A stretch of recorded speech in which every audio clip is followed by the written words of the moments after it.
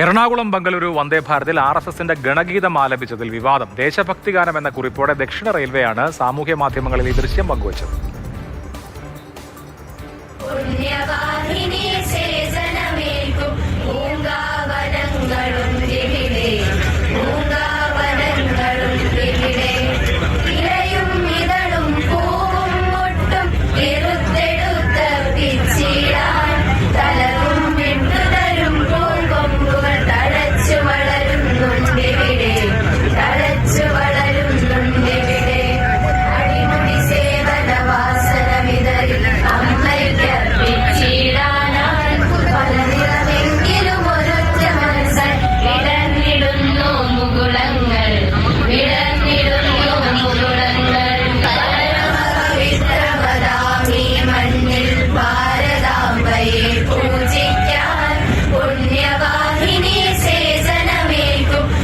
KB. Sreedharan വിവരങ്ങളുമായി ചേരുന്നു. ശ്രീധരൻ, RSSന്റെ പാട്ടാണ് അത്. കുട്ടികൾ പാടുന്നത് അവർ സ്വമേധയാ പാടിയതാണോ അതോ അവരെ ഈ പാട്ട് പാടാൻ പരിശീലിപ്പിച്ച് പാടിപ്പിച്ചതാണോ?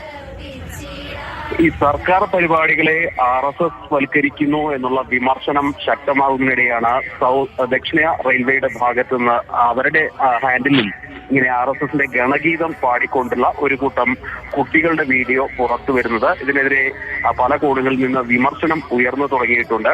ഏതായാലും കുട്ടികളത് സ്വമേധയാ പാടിയതാണ് എന്നാണ് മനസ്സിലാക്കുന്നത്. അത് സംബന്ധിച്ച് കൃത്യമായിട്ടുള്ള സ്ഥിരീകരണം വരേണ്ടിയിരിക്കുന്നു. ഏതായാലും സ്കൂൾ കുട്ടികളാണ്. ഇന്ന് വന്ദേ ഭാരതിന്റെ കന്നി യാത്രയാണ്, ഉദ്ഘാടന ദിവസമാണ്.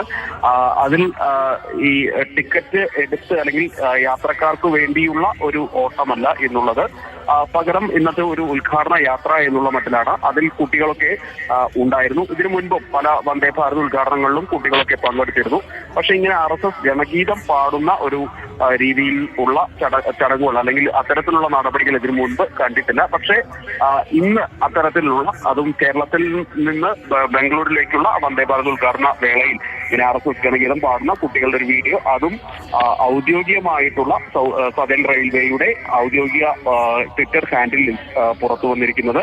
ഏതായാലും ഇതിനെതിരെ വലിയ വിമർശനം ഇപ്പോൾ ഉയരുന്നുണ്ട്. കെ.ബി. ശ്രീധരൻ വിവരങ്ങൾ നൽകുകയായിരുന്നു.